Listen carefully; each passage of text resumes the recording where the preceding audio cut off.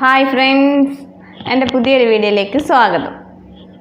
ഇന്ന് ഞാൻ ഉണ്ടാക്കി കാണിക്കാൻ പോകുന്നത് ഒരു പുഡിങ്ങിൻ്റെ റെസിപ്പിയാണ്. ഇപ്പോൾ ചൂട് സമയമല്ലേ, നമുക്ക് കൂടുതലും ഇഷ്ടം തണുപ്പ് കഴിക്കാനായിരിക്കും, പ്രത്യേകിച്ച് കുട്ടികൾക്ക്.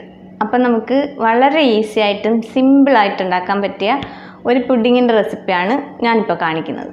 അപ്പോൾ നമുക്ക് വേഗം വീഡിയോയിലേക്ക് പോയാലോ. അതിനുവേണ്ടി നമുക്കൊരു പാനിലേക്ക് 2 കപ്പ് മിൽക്ക് ഒഴിച്ചു കൊടുക്കാം. പശുപാലാണ് കേട്ടോ ഒഴിക്കുന്നത്. ഇതിലേക്ക് നമുക്ക് 1/2 കപ്പ് പഞ്ചസാര ഇട്ട് കൊടുക്കാം. അപ്പോൾ ഞാൻ എടുത്തിരിക്കുന്നത് വൈറ്റ് ഷുഗറാണ്.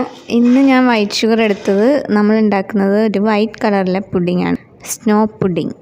അപ്പം ഇതിരുന്നൊന്ന് തിളക്കട്ടെ, അപ്പോഴേക്ക് നമുക്ക് മറ്റൊരു സംഭവം റെഡിയാക്കി എടുത്തുകൊണ്ട് വരാം. ഞാനൊരു 5 വലിയ സ്പൂൺ കോൺഫ്ലോർ എടുത്തിട്ടുണ്ട്. നമ്മൾ ആദ്യം എടുത്തത് പശുവിൻ്റെ പാലാണ്. ഇപ്പോൾ എടുക്കുന്നത് കോൺഫ്ലോർ കലക്കാൻ വേണ്ടി എടുക്കുന്നത് തേങ്ങയുടെ പാൽ. 1 കപ്പ് തേങ്ങാപ്പാൽ എടുത്തിട്ടുണ്ട്. അത് ഉപയോഗിച്ച് നമുക്ക് ഈ കോൺഫ്ലോർ ഒന്ന് നന്നായിട്ട് കട്ടയില്ലാതെ കലക്കിയെടുക്കാം.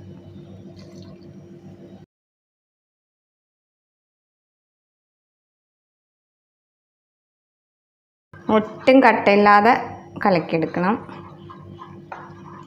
അപ്പോൾ ഇത് ഞാൻ നന്നായിട്ട് കലക്കിയെടുത്തിട്ടുണ്ട്, ഒട്ടും കട്ടയൊന്നും ഇല്ലാതെ. അപ്പോൾ ഇതിവിടെ ഇരിക്കട്ടെ. അപ്പം നമ്മുടെ പാല് തിളച്ചുകൊണ്ടിരിക്കുകയാണ്.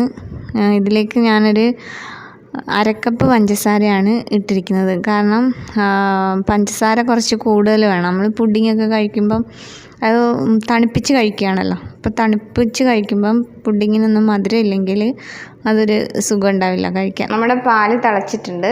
നമുക്ക് തീ ഒന്ന് കുറച്ച് വെച്ചിട്ട് നമ്മളിപ്പോൾ കലക്കി വെച്ചിരിക്കുന്ന കോൺഫ്ലോർ ഒഴിച്ചു കൊടുക്കുക. കോൺഫ്ലോർ ഒഴിക്കുമ്പം ഇളക്കിക്കൊണ്ടിരിക്കണം. ഇത് പെട്ടെന്ന് കട്ടിയാവുന്ന ഒരു സംഭവമാണ്.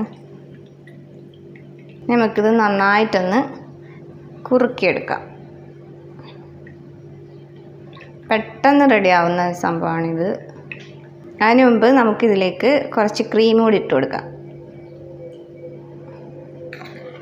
ഫ്രഷ് ക്രീം ആണ്.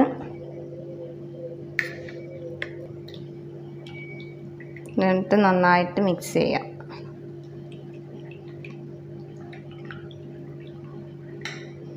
അപ്പോൾ നമ്മുടെ ഈ മിക്സ് റെഡി ആയിക്കൊണ്ടിരിക്കുകയാണ്.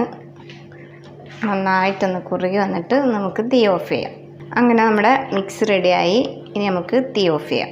അപ്പം ഞാനൊരു പാത്രം ബട്ടർ തേച്ച് വെച്ചിട്ടുണ്ട്, ഒരു ഗ്ലാസിൻ്റെ പുഡിംഗ് പാത്രം. അപ്പോൾ അതിലേക്ക് നമുക്ക് ഇത് ചൂടോടുകൂടി നമ്മൾ റെഡിയാക്കിയ പുഡിങ്ങിൻ്റെ മിശ്രിതം ഒഴിച്ചു കൊടുക്കാം.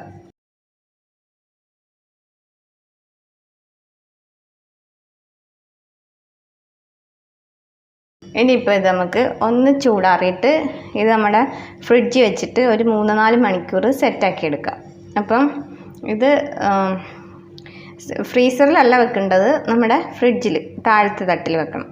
അപ്പോൾ ഇനി നമുക്ക് എല്ലാം സെറ്റായിട്ട് കാണാം. നമ്മുടെ ഇപ്പോൾ 3-4 മണിക്കൂറൊക്കെ കഴിഞ്ഞ് നമ്മുടെ പുഡിങ്ങൊക്കെ സെറ്റായിട്ടുണ്ട്. ഞാൻ ഇപ്പോൾ ഫ്രിഡ്ജിൽ നിന്ന് എടുത്തു. ഇനി നമുക്ക് ഇതൊരു പാത്രത്തിലേക്ക് മാറ്റാം.